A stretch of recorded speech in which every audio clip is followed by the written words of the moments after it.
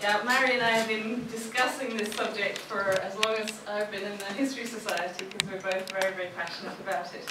In fact, I was interested in the anti-slavery movement and the history of slavery long before I came to Ireland 9 years ago, and long before I knew anything about Ireland's connection with John Newton. And so when I arrived here and discovered that Buncrana has this connection with John Newton, who was a powerful part of the abolition movement, I was like, oh, I can't believe it. So my lecture tonight is very much, as Mary says, a gathering of years of research and passion and interest. I'm very, very passionate about this subject. I'm first and foremost a journalist, not a historian. So I hope that my sources are correct, and I'm passionate about people's stories. I love to understand history through story, and so tonight I'm going to be looking at different characters through the history of Ireland and this subject of slavery. Martin Luther King said, "Injustice anywhere is a threat to justice everywhere." Mm-hmm. And for me, that is at the heart of the issue of slavery. What can be more unjust than the use of a person, a human being, as a piece of property? The abuse of people for another person's personal gain. And throughout history, slavery is not something new. It's happened right the way through history. One group of people has oppressed and misused another group of people. And at the same time as that, the vast majority of people often turn the other way, and that is also a great injustice. But then through history we also have those individuals, the people who actually stand up and say, no, this is not acceptable. I'm not willing to stand by and watch my fellow human beings suffer. And it's those people that are the bright shining lights in the history of slavery, those people who actually are willing to do something about it. And those people who I particularly admire and would love to emulate. As I've looked at this subject, I particularly wanted to focus on Ireland, and perhaps some of the lesser known characters in the movement against slavery. Because we hear about the famous ones, we hear about Wilberforce, and perhaps now about Newton. But do we know about our own history here in Ireland, and the people who were part of the wonderful movement? Tonight I'm also going to touch on at least one period of history which is the darker side, and of the way that Ireland has suffered as a result of slave traders, if you like, and Ireland has suffered as well. But I want to start with Patrick. Patrick, our patron saint, who I love the story. I've been reading this since I came to Ireland. I began to read Patrick's writings, his confession, and his letter to the soldiers of Corticus. And I just love this story.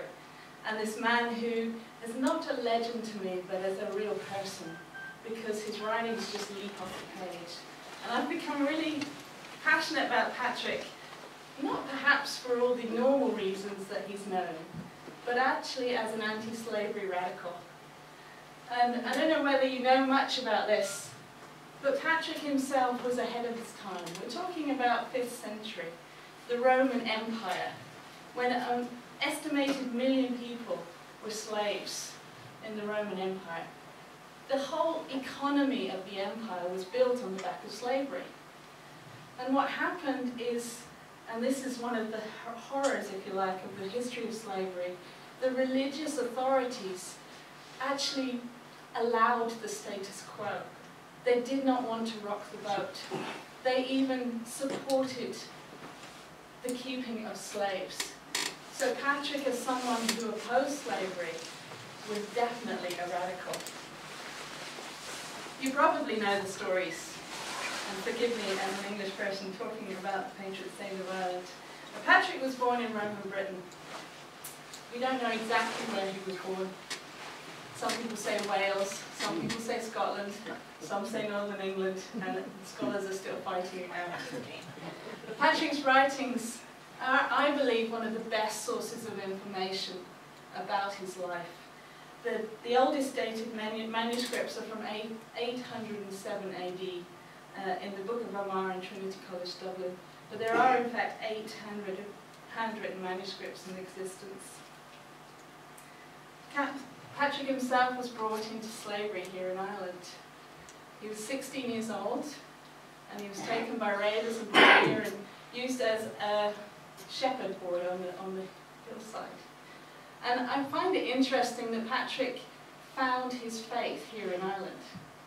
He didn't know God before he came here. It was out on the hillside as he was tending the sheep in the rain and the snow and the wind that he started to pray. And that's where his new birth spiritually happened, right here in Ireland. And he used to pray 100 times a day, he said. And then after 6 years, he escaped. He ran 200 miles, probably that's about 185 miles in our modern measurement, all the way to the coast and off back to Britain. And at that point he thought that was it. Goodbye to Ireland, goodbye to the land of his captivity. But soon after he got home, he had a vision. And he was standing on a hillside looking out over the Western Sea. I believe it was Mayo. I know people say that he was kept in captivity in Antrim, but some of us believe that he was in Mayo, perhaps near the village of modern-day Killala. And he looked out over the sea. A man named Victoricus walked towards him, and he was holding letters in his hand. And he handed one of the letters to Patrick, and it was the voice of the Irish, Vox Hibernia in Latin. And as Patrick looked at the letters, he heard voices in the air saying, "Holy boy, come and walk among us once again." And that was Patrick's call back to the land of his captivity. He went and trained as a priest, probably in Gaul, and eventually made it back here. The annals say 432. Most historians debate that. We don't know exactly. But he arrived on these shores and worked for years and years here to share his faith with the Irish people. But as I said, what I love about Patrick particularly is the fact that he was so passionate against slavery. And that passion was ignited not really primarily by his own experience as a slave, by a time when a group of Irish Christians was snatched into slavery. It was a British warlord, Coroticus, probably from Scotland, probably from the Dumbarton area. And he came with his soldiers and snatched a group of Irish. Some of them he slaughtered, and some of them he took with him into slavery and would have sold them, mainly the women. And as I think most of us know, what happens to women slaves, their future was very, very bleak. Patrick was furious, utterly furious. And he sent a messenger to Coroticus, possibly his young disciple, a man named Benon, who had been with him for years and years. And this messenger said to Coroticus, "Please let the women go, please set them free." Coroticus laughed in his face. And so again, Patrick decides to write the letter that we have today. The letter says it's addressed to the soldiers of Coroticus, but actually the ones that Patrick was talking to was the religious elite of Britain. He was calling on his fellow bishops to put pressure on Coroticus to release the slaves, to let them go. And the language he uses is incredible. We're talking absolute passion and actually quite vitriolic condemnation of Coroticus as a slave trader. This would have been unheard of in his day. The bishops did not rock the boat. They didn't criticize the kings.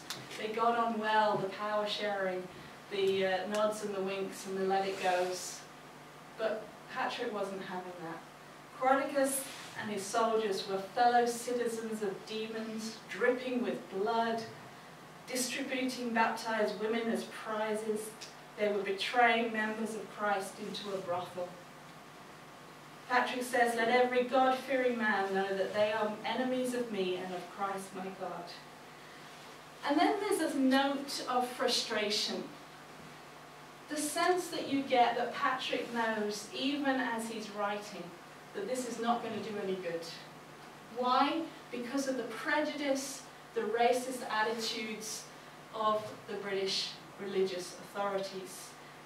He says here, perhaps they do not believe that we have one and the same God.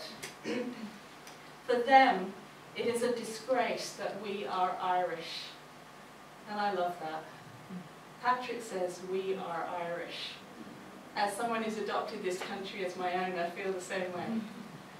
And Patrick is saying, I am with my people, and my people are suffering, and you're not listening. And he's demanding that they respond. At the end of his letter, Patrick gives one final appeal. May God inspire them to recover their senses, repenting, however late, their heinous crimes, and to set free the baptized women whom they took captive. We don't know if anything came of it. I'm afraid I think not. What we do know is that a number of years later, Patrick had to write his confession because he was so greatly criticised by the British bishops. He was not willing to let go quietly, and they didn't like it. But I give you Patrick, an anti-slavery radical, someone I think we can be very proud of. We're going to move forward in time, the biggest jump in history now, probably over 1,000 years, to the 17th century. And we come now to a period of 100 years, which is a very, very bleak time in the Irish history. As an English person growing up and studying history, I knew about Oliver Cromwell and Charles I and Charles II. I knew about these characters, but I never once heard what was going on in Ireland. And it's with a lot of heartbreak that I've had to study, as an English person, study this period in history. Just to put in context, at the start of the 1600s, the colonies of the West Indies and places like Virginia in America had started plantations, tobacco, growing sugarcane, and these plantations were incredibly labor intensive. So the plantation owners needed people to man their farms, their huge fields. And instead of doing what you would hope normal people would do, pay people to do the job, they chose the way of slavery and something called indentured servitude. Now, some people will say this is a lesser evil, but indentured servitude at the time meant a contract between the servant and the master for maybe up to 7-10 years. And during that time, effectively, the servant became the master's property. So it's slavery by another name. Many Irish people, at the beginning of the 1600s, went into indentured servitude to Virginia and the West Indies. They would have signed an agreement. Bear in mind, their language was Irish, and many of them would not have been able to read and write. They would have signed an agreement that tied them, legally bound them into servitude without knowing what they were signing. Many of them were actually tricked into doing it, promised a good life. It's going to be fine, you're going to have a better life, and found themselves legally in slavery to their masters. For some of them, they were actually kidnapped. It was human trafficking of the 17th century, and they were forced into this type of servitude.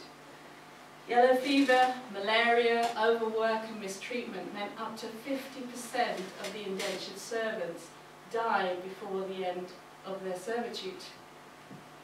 So it was no better. Leonard Bennett Jr. in The Shaping of Black America described the conditions of the indentured servants. Now this is not officially the slaves, but listen to this. They came crammed shoulder to shoulder, toe to toe, the living and the dead side by side, in the unventilated holds of crowded ships. In this respect, there were striking similarities between the white servant trade and the black slave trade. Very, very similar. So, That would account, the indentured servitude would account for thousands of Irish people taken into effective slavery. But actually many thousands were taken into real slavery. The first recorded sale of Irish slaves in this current era was 1612. In 1625, James I decided that all Irish political prisoners would be transported and sent into slavery. That was 30,000 people. Is that about the population of Inishan? By the mid-1600s, 70% of the total population of Montserrat were Irish slaves. Irish slaves treated in exactly the same way. I don't know if any of you have seen 12 Years a Slave. Mm-hmm. That is how the Irish were being treated in Montserrat. But then we come to Cromwell, who I've decided to call a slave trader. And as bad as that early 50 years of the 1600s were, the next 10 years, the next decade from 1649 to 1659 was a very, very dark period. Cromwell arrived in Ireland in 1649, so angry that the Irish had signed an alliance with the Royalists and determined to put it down. He was fueled by a combination, a vicious combination of religious fanaticism and a racist superiority. I would imagine there was also a healthy dose of fear, because he felt threatened by the potential alliance. But in the midst of it all, he came with an evil intent. He slaughtered the siege of Drogheda. It was, I think, every 10th man killed, and the rest were shipped to Barbados. And this became his practice. Anyone who got in his way was either killed or shipped off as a slave. In 1652, an act was passed that effectively created ethnic cleansing of most of Ireland. So anyone who hadn't supported his parliament was then moved across the country, west of the Shannon. You've probably heard to Hell O'Connott. Everybody had to manifest a constant good affection in favour of Parliament, otherwise out they went. And of course, their lands were then seized by those who supported the Parliament. Anyone who refused to transplant was called a Tory. Coming from England, I read that, I was like, Tories? But they were actually shipped to the West Indies and Virginia. Historian Reverend Albert Gwynn would estimate 50,000 men, women and children were transported in that decade. Other estimates would put it as high as 300,000. Now I know there were 11 million African slaves over that horrendous period, but as someone said, slaves black or white, it was an equal injustice. These slaves were branded, attached together with ropes around their necks, marched to the southern seaports of Ireland, and then transported on the ships, often called the death ships, that middle passage where mortality rate was often 30 to 40% or even more. Once they arrived, I think you can imagine coming from our climate here in Inishan and suddenly finding yourself in Barbados in the blistering heat, morning to night, hours and hours a day, working in a plantation field. It was said that they would have been wearing their kilts and their legs were burnt red in the sun. And so, whether this is true, the reason for it, but they were nicknamed, in a derogatory way, they were nicknamed the Redlegs. There were actually English, Scottish and Irish sent as slaves. Anyone who basically got in the way, who wasn't liked or popular. But the Irish suffered particularly badly because they were Catholics. So they were considered the lowest in the pecking order. William Dixon wrote, "The slaves are generally treated more like beasts of burden than human creatures, and suffer every hardship and degree of severity, which frequently borders on and too often amounts to inhumanity." The religious slave masters whipped their slaves, treated them harshly, and the law turned a blind eye. But if the slave dared to run away, they were punished severely. So you had situations where a slave master might be reprimanded by the law for killing a slave at the whipping post, but a slave would be literally killed for running away. Children were also targeted. Public Records Office shows that Sir John Clotworthy was given a license by the Board of Trade, and even the language, a license by the Board of Trade, to transport 1,000 children to Virginia. And they were sold into slavery. Children were often sold first and foremost as domestic servants, but then put out into the fields as soon as they were old enough to work. The Council of State of England voted in 1655 that 1,000 girls and as many young men should be lifted out of Ireland and sent over to assist the peopling of the new colony, Jamaica.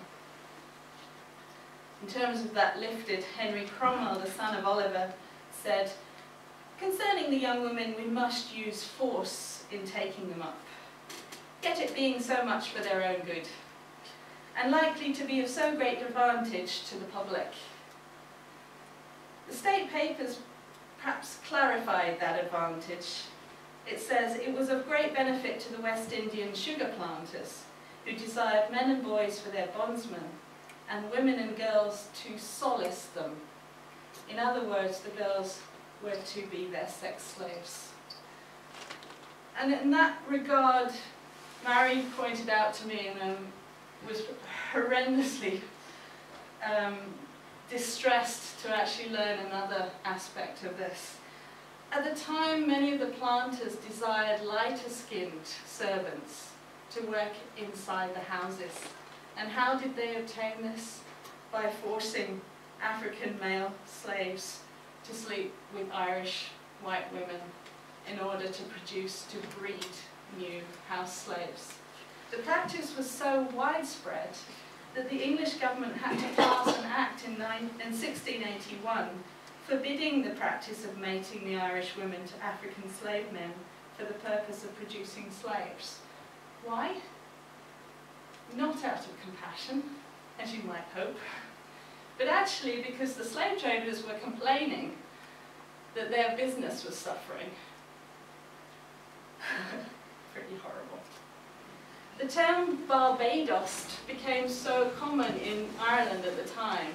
To be Barbados was to be sent over as a slave. There were two more small stories that stuck out for me. In 1670, Archbishop Plunkett negotiated a free pardon for 37 Irish leaders, offering them to transport to France or Flanders. But those who accepted the deal found themselves in a very different situation, because the British government actually broke their word and sent them instead to Barbados as slaves. And the last woman killed as a witch during the Massachusetts witch trial in Boston in 1688 was actually an elderly Irish slave named Anne Glover, who had been captured by Cromwell's men and sold as a slave in the 1650s. Interestingly, today, Barbados has a community of white men and women who are believed to be the descendants of those Irish and Scottish slaves back in the 17th century, and they are still known today as the Redlegs.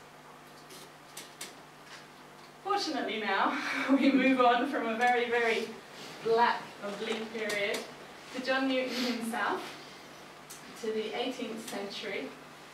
And obviously the last two lectures we've had have been from Marilyn Rouse, who is the world's leading expert and an amazing historian about John Newton. So I don't want to spend hours on the subject of our own abolitionist, but I do want to touch on a couple of points, perhaps that are lesser known about his work in fighting the slave trade. As you know, John Newton came in here to Lough Swilly in 1748, in the 8th century, having had a dramatic spiritual conversion out in the sea, where he cried out to God for mercy, and coming in here was a major turning point in his life. But one of the things I struggled with most when I started to read the story of John Newton was to discover that he continued in the slave trade for 6 more years. At the time I said, well, what's the point? What is the point of having this spiritual conversion if you carry on in this evil trade? And I was chatting to Marilyn about it, and she said, it's not acceptable, and later in life he himself made it clear. He said, I hope it will always be a subject of humiliating reflection to me, that I was once an active instrument in a business at which my heart now suffers and shudders. But he was living at a time when the whole of society approved slavery. British society at the time was built on, the economy was built just like the Roman Empire back in the 4th and 5th century. The British Empire was built on the backs of slaves. And people, even those of faith, were not questioning it. I find it incomprehensible that they were not. And so John Newton continued in the slave trade. He didn't like it, and he wrote about that, but he didn't yet understand just how evil and wrong it was. The one thing I'm glad about was he left as early as he did. He left in 1754.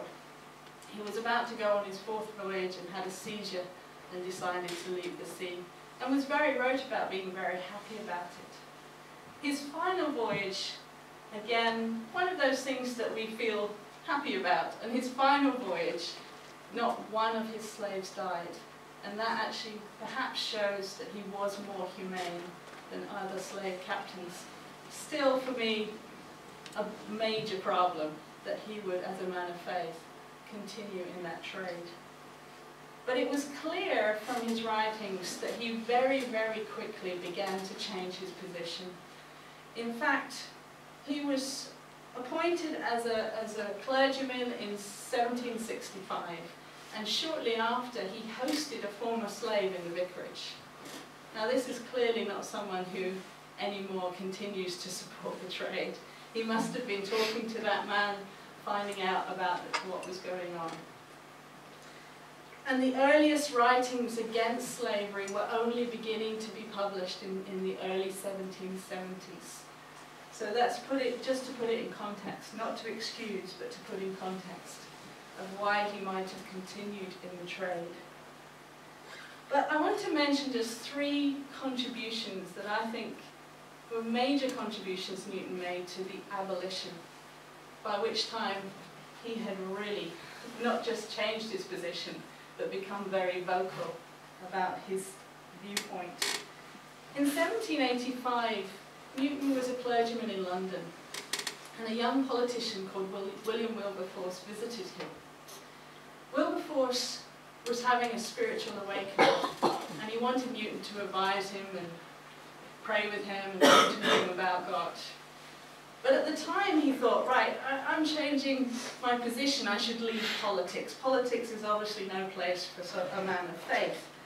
And fortunately, I think for the world, Newton said, utter rubbish, you stay where you are, and you use your position for good. I think that in itself was a major contribution that Newton made to the abolition movement. But then in 1787, Newton wrote down his memoir, if you like, Thoughts on the African Slave Trade. This confession as a former slave trader was published in 1788 and distributed to every single English MP. And it was used as part of the argument.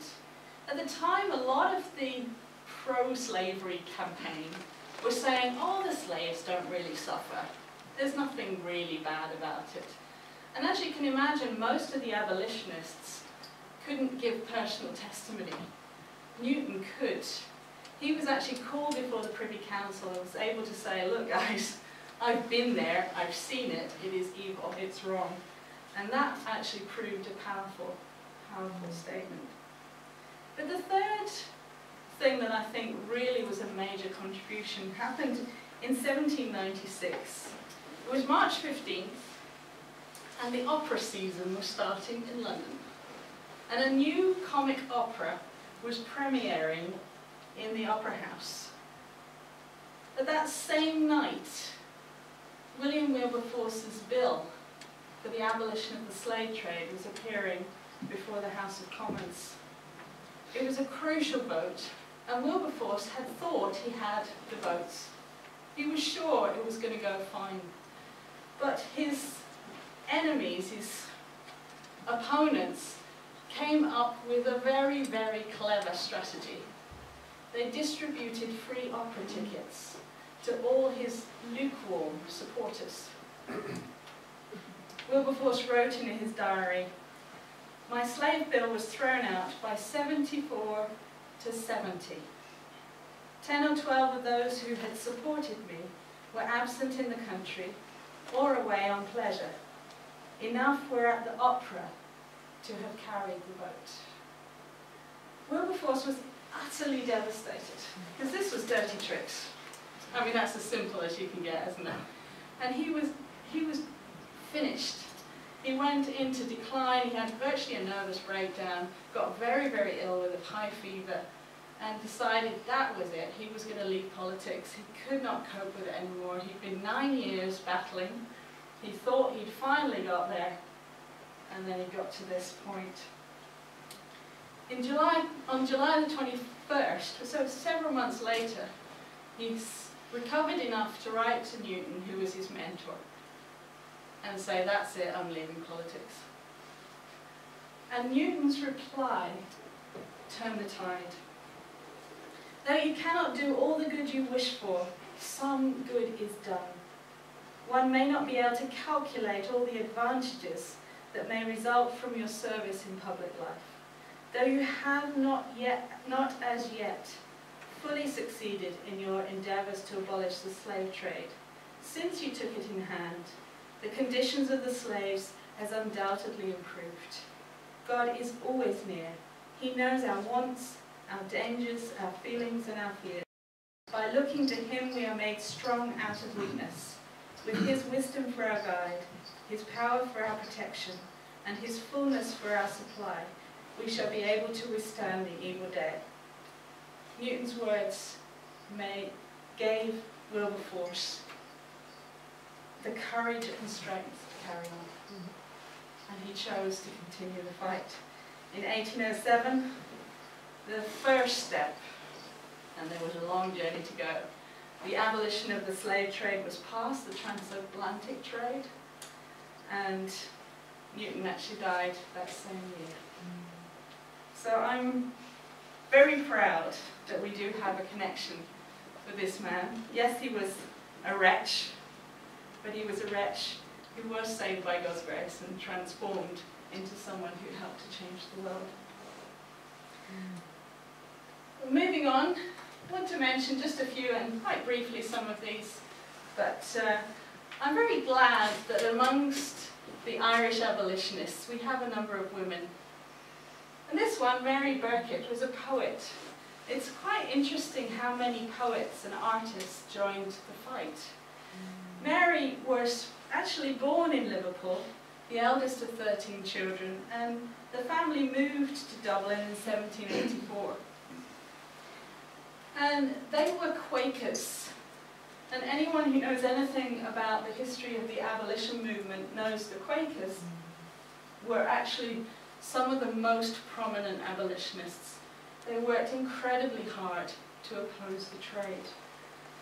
And Mary's uncle, George Harrison, was one of the Quakers in London who were part of the sect around Thomas Clarkson and others who really supported Wilberforce throughout the abolition.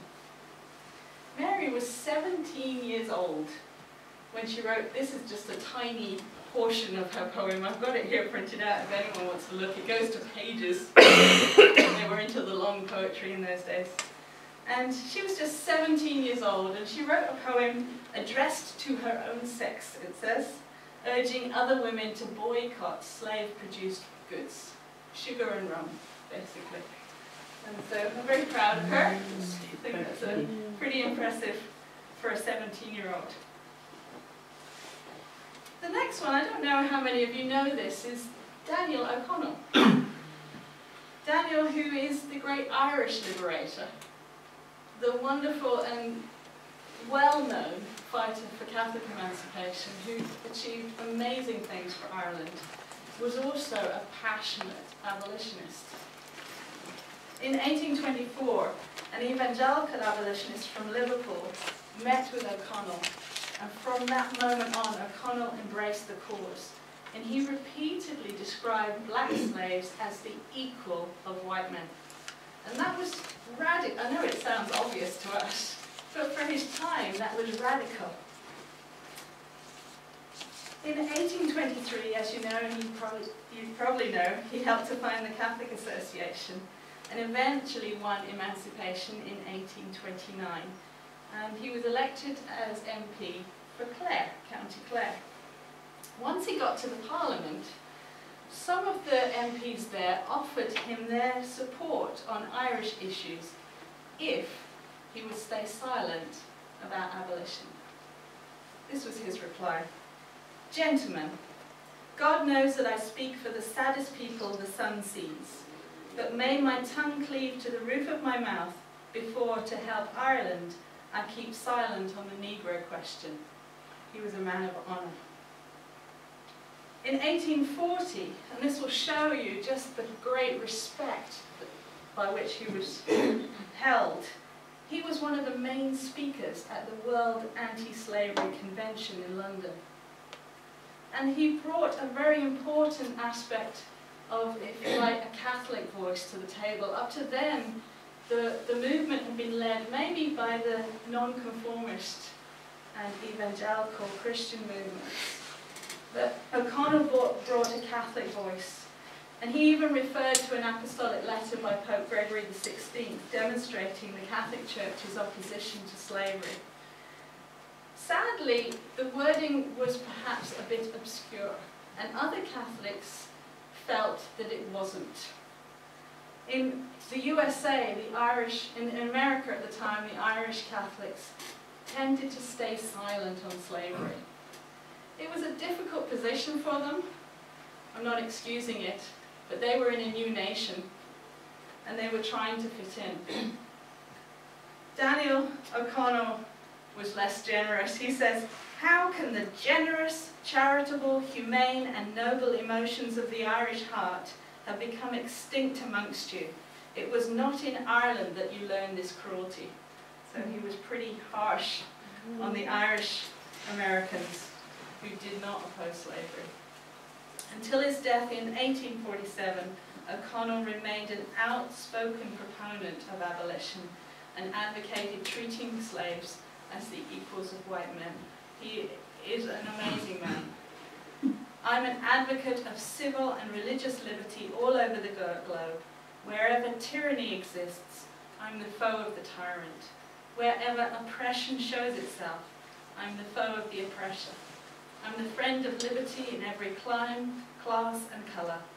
My sympathy with distress is not confined within the narrow bounds of my own green island." I love that. Just a few more to mention. It's important to say that Daniel O'Connell was not the only Irish abolitionist, and there were three very key figures at the same time, at the same era. And these were Richard Davis Webb and Richard Allen, who were both Quakers, and James Horton, who was a Unitarian. They were philanthropists, sorry, I can't say that word, in Dublin, very, very active in a lot of areas of social justice, but particularly in this one of slavery. And they founded the Hibernian Anti-Slavery Association. And perhaps most notable was a letter or a petition they got together to send to the Irish Americans. They called on the Irish Americans to fight against slavery, and they managed by 1842 to gain over 60,000 signatures around the country. So Ireland was very passionate about this cause. Daniel O'Connell, of course, signed, as did the priest and abstinence campaigner Father Matthews. But once it got to Boston, they had a very different reception. And Bishop John Hughes of New York urged the Irish Americans not to sign. He felt that this was splitting their loyalties between their homeland and America, and they actually should choose America. So that's a sad outcome for the work of these guys here. Frederick Douglass was actually a slave. Go to the next slide, there we are. He was a slave at the beginning of the 19th century. He was born Frederick Bailey, and when he escaped from slavery, he took on the name Frederick Douglass. Actually, the extra S on the end is not my mistake, it was his, but it stuck. So that is the correct way to spell his name. He began to speak against slavery, and he caused quite a stir. He was a great orator and very popular with the growing abolitionist movement in America. His first public speech was in 1841, and then in 1845 he published his memoirs, Narrative of the Life of Frederick Douglass. It caused a real furore, and they were quite worried for his safety, so they shipped him off to Ireland and Britain for a speaking tour to get him out of the way for a while. Douglass was 27 when he boarded the transatlantic liner in August 1845 with a first-class ticket. But he was moved down to steerage, the lowest deck, because of his colour. His reception in Dublin was very different, and I'm very proud to say. He wrote, "In this country I'm received as kindly and as warmly as though my skin were white. One of the most pleasing features of my visit has been the total absence of prejudice against me on account of my colour. I find myself not treated as a colour, but as a man." I think Ireland can be very proud to have given that reception to Frederick Douglass. I think one of the other things I loved about his tour of Ireland, he proved incredibly popular, speaking in Dublin and in Cork, crowded meetings coming along to listen to him. But he also spoke very, very passionately, in some ways against established religion, particularly that which ignored or even perpetuated slavery and injustice.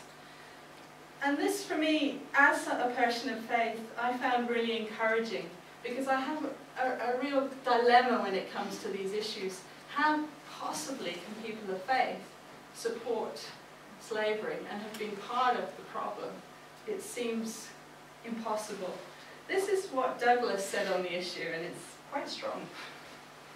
"I love the religion of Jesus, which is pure and peaceable, but I hate the religion which prostitutes his blessed precepts to the vile purposes of slavery, which tears the wife from the husband, which separates the child from the parent, which covers the backs of men and women with bloody scars. I hate such a religion as this, for it is not Christianity, it is of the devil. Let every denomination in Ireland be faithful to their Saviour, and slavery in America will soon fall. Let your pulpits proclaim to the world that Christianity disavows all fellowship with man-stealers." I thought that was pretty powerful. The final of our Irish abolitionists I want to mention, and I really love this one. Mary Ann McCracken was a social reformer in Belfast, and she led the Women's Abolitionary Committee during the height of the anti-slavery movement. In 1859 she got really discouraged because people had lost interest.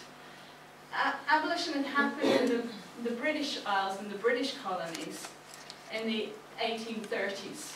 The first law was passed in 1833 and then completed in 1838. But of course slavery continued in America for many more years. The Emancipation Act being in 1863, I had to check that one. So in 1859, still a long way to go, she was very discouraged. She wrote, "I am both ashamed and sorry to think that Belfast has so far degenerated in regard to the anti-slavery cause. Once so celebrated for its love of liberty, Belfast is now so sunk in the love of filthy lucre that there are but 16 or 17 female anti-slavery advocates and not one man." Yay for the women. At the age of 88, Mary, 88, do you hear this? 88, Mary was to be seen in the Belfast docks handing out anti-slavery leaflets to those boarding the ships for America. I love her. We move to the last slide. And I do have this final challenge, because today an estimated 27 million people worldwide are still trapped in slavery. It may be illegal, but it's still happening. Up to 100 human trafficking victims are caught in the sex slavery in Ireland today. Probably as close as Letterkenny. Today. These are facts. These are Garda statistics. These are checked facts. These things are happening even now. Clothing and shoes in our shops are often made in factories employing slave labour, and that includes child labour today, even now. And I know it's hard to listen to, but just as in the day, Mary, what was her name? Mary was saying we shouldn't buy sugar and rum. Today we need to think about what we're buying. We need to think about what we're supporting by the things that we pay for, because it is happening. Martin Luther King said, "He who accepts evil without protesting against it is really cooperating with it." We need modern day Irish abolitionists, people who will stand up and say, in my day, I'm going to be like Mary Ann McCracken at 88, go fighting against injustice in the world. Nelson Mandela, I'll end with him because he's so wonderful. "For to be free is not merely to cast off one's chains, but to live in a way that respects and enhances the freedom of others." Thank you.